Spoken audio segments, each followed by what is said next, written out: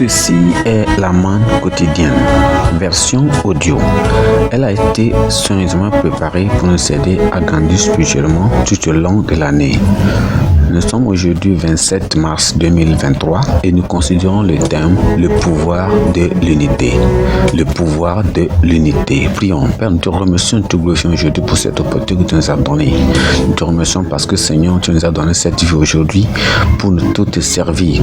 Père, nous prions. Conduis dans cette étude qu'à la fin, ton nom sera glorifié. Au nom puissant de Jésus, nous avons prié. Amen. Nous considérons le pouvoir de l'unité. Lisons notre texte dans le livre de Genèse chapitre 11. Lisons à partir du verset 1 jusqu'au verset 32. Toute la terre avait une seule langue et les mêmes mots. Comme ils étaient partis de l'Orient, ils trouvèrent une plaine au pays de Sénier et ils y habitèrent. Ils se dirent l'un à l'autre: allons, faisons des briques et cuisons-les au feu. La brique leur servit de pierre et le bitume leur servit de ciment. Ils dirent encore: allons, bâtissons-nous une ville et une tour dont le sommet touche au ciel, et faisons-nous un nom, afin que nous ne soyons pas dispersés sur la face de toute la terre. L'Éternel descendit pour voir la ville et la tour que bâtissaient les fils des hommes. Et l'Éternel dit: voici, ils forment un seul peuple et ils ont tous la même langue. Et c'est là ce qu'ils ont entrepris. Maintenant, rien ne les empêcherait de faire tout ce qu'ils auraient en projeté. Allons, descendons, et là, confondons leur langage, afin qu'ils n'entendent plus la langue les uns des autres. Et l'Éternel les dispersa loin de là, sur la face de toute la terre, et ils cessèrent de bâtir la ville. C'est pourquoi on l'appela du nom de Babel. Car c'est là que l'Éternel confondit le langage de toute la terre, et c'est de là que l'Éternel les dispersa sur la face de toute la terre. Voici la postérité de Sem. Sem, âgé de 100 ans, engendra Arpachshad 2 ans après le déluge. Sem vécut après la naissance d'Arpachshad 500 ans, et il engendra des fils et des filles. Arpachshad, âgé de 35 ans, engendra Shilak. Arpachshad vécut après la naissance de Shilak 403 ans, et il engendra des fils et des filles. Shilach, engendra de 30 ans, engendra Héber. Shilach vécut après la naissance de Héber 403 ans, et il engendra des fils et des filles. Héber, âgé de 34 ans, engendra Péleg. Héber vécut après la naissance de Péleg 430 ans, et il engendra des fils et des filles. Péleg, engendra de 30 ans, engendra Réou. Péleg vécut après la naissance de Réou 209 ans, et il engendra des fils et des filles. Réou, âgé de 32 ans, engendra Séruid. Réou vécut après la naissance de Séruig 207 ans, et il engendra des fils et des filles. Séruig, âgé de 30 ans, engendra Sénachor. Séruig vécut après la naissance de Nachor 200 ans, et il engendra des fils et des filles. Nachor, âgé de 29 ans, engendra Térach. Nachor vécut après la naissance de Térach 110 ans, et il engendra des fils et des filles. Térach, âgé de 70 ans, engendra Abram, Nachor et Aram.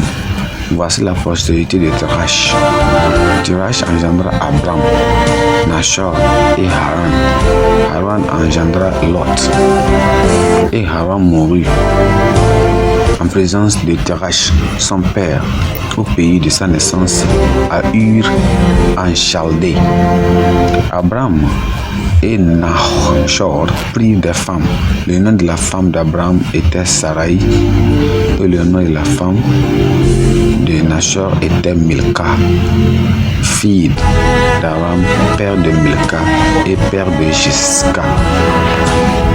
Sarai était stérile, elle n'avait point d'enfant. Terach prit Abraham, son fils, et Lot, fils d'Abraham, fils de son fils, et Sarai, sa belle-fille, Abraham, femme d'Abraham, son fils. Ils sortirent ensemble d'Ur en Chaldée pour aller au pays de Canaan. Ils vinrent jusqu'à Charan et ils y habitèrent. Les jours de Terach furent 205 ans et Terach mourut à Charan. Amen. Notre texte d'aujourd'hui, comme nous venons de le lire, le verset clé, c'est le verset 6 qui dit: et l'Éternel dit, voici ils forment un seul peuple et ont tous une même langue. Et c'est là ce qu'ils ont entrepris maintenant. Rien ne les empêcherait de faire tout ce qu'ils auraient projeté. Souvenez-vous que nous parlons de quoi? Le pouvoir de l'unité.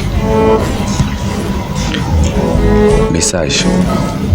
Il y a longtemps, un enfant en Afrique s'était égaré dans les herbes de la jungle et n'avait pas pu être retrouvé.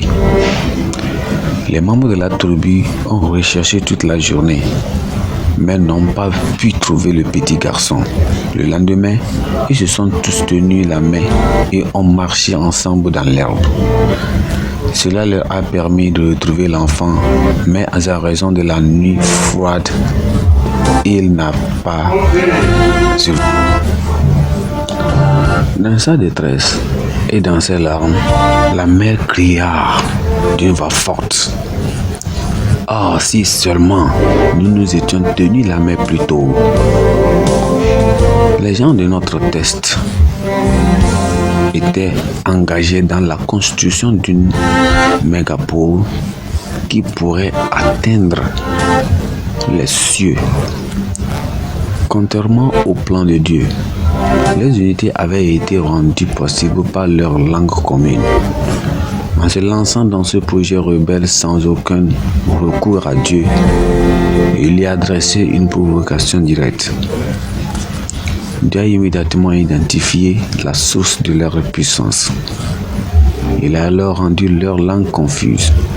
Cela a entraîné là un problème de communication, ce qui a finalement conduit à la déliquescence et à la fin de leur projet.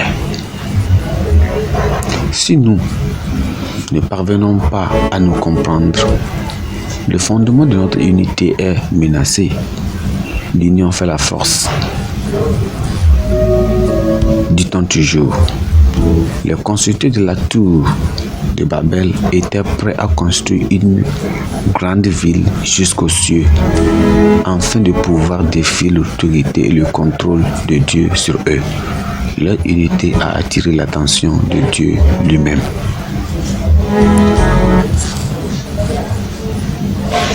En maintenant simple unité, nous serions à mesure de mener à bien des réalisations révolutionnaires.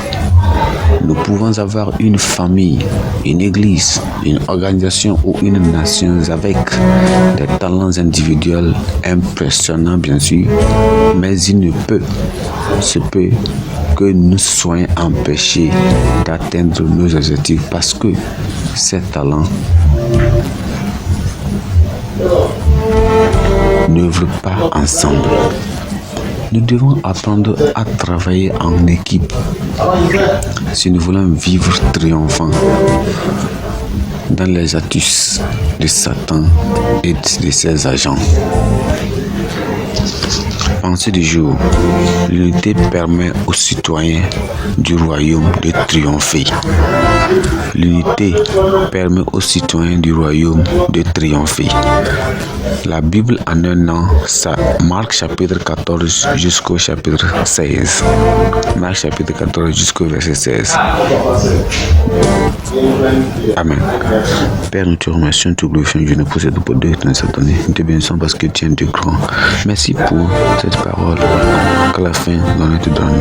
Au nom de Jésus, nous avons prié. Amen.